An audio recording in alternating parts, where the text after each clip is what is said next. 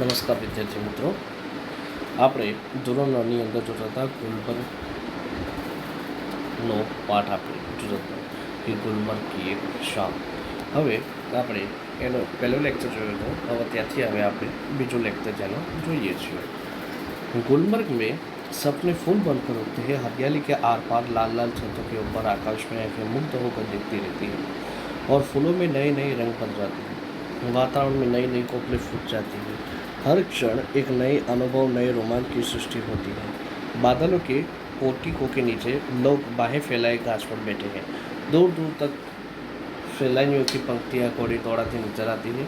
रंगों के कुछ बिंदु हरियाली के पट पर जहाँ तहाँ छिटके रहते हैं. सहसा प्रकाश से नन्ही नन्ही पारदर्शक बूंदें पड़ने लगती हैं. रंगीन बिंदुओं का पूरा विस्तार एक बाहर से घर जाता है और अपने को समेटने लगता है. हरियाली का सपना कुहास की फूल में बदल जाता है.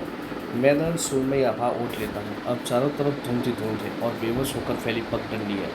ये पतली पतली नरम बाहें, जब तक बादल बरसेगा बाहें फैली रहेंगी. ऐसे ही कोमल स्थित और मीठा.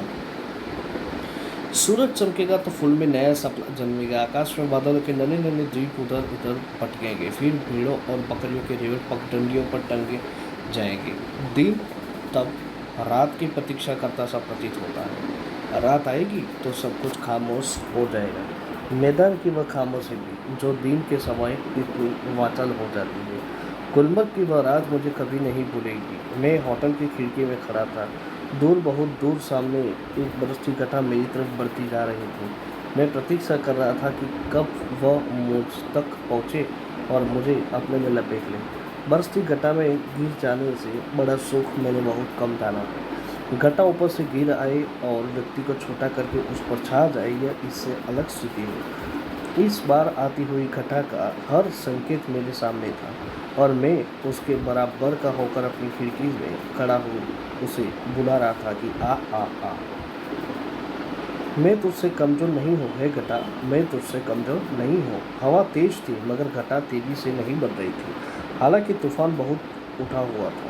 बार बार जोर की गरज होती थी जिससे धरती और आकाश की सिराएं कांप जाती थी. बार बार सामने के चित्रपट पर बिजली कांपती थी और प्रकाश का वह भयानक विस्फोट हर चीज़ को नंगा कर जाता था. मैं खुश था कि थोड़ी देर में ये बूंदें मेरे ऊपर बरसेंगी. बिजलियों का यह कहर मेरे ऊपर टूटेगा. मैं बाहें फैलाकर सामने से उसे अपने ऊपर लेने के लिए तैयार था. देखो विद्यार्थी मित्रों, यहाँ पे लेखक किस तरह गुलमर्ग का वर्णन करते हुए हमें दिख रहे हैं कि क्या कह रहे थे कि वहाँ कुछ इस प्रकार का वातावरण था कि हवा तेज थी मगर घटा तेजी से नहीं बढ़ रही थी.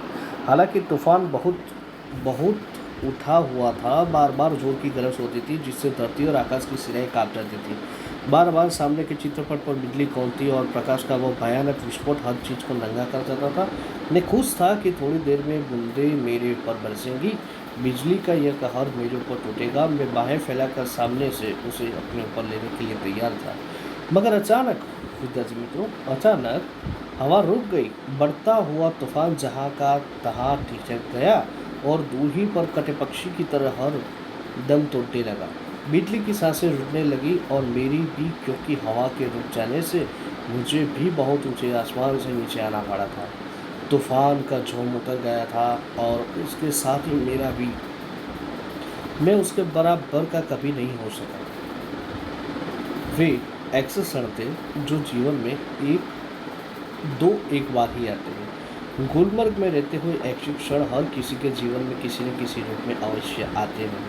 तभी तो मुद्दत तक वहाँ रहने चुकने पर भी कोई आकर्षण व्यक्ति को फिर खींचकर वहाँ ले जाता है.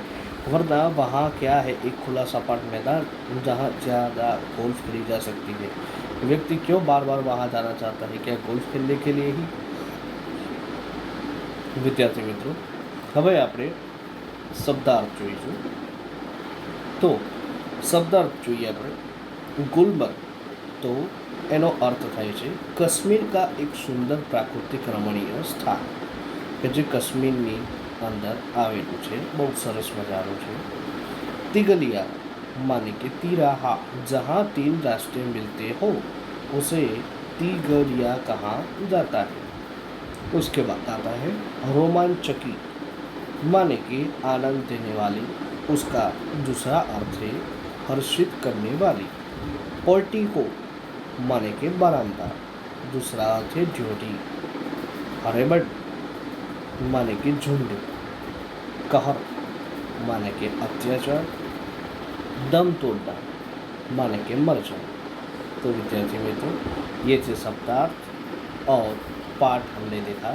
तो आपको नोटबुक के अंदर शब्दार्थ, स्वाध्याय और लेखक परिचय वो लिखना है।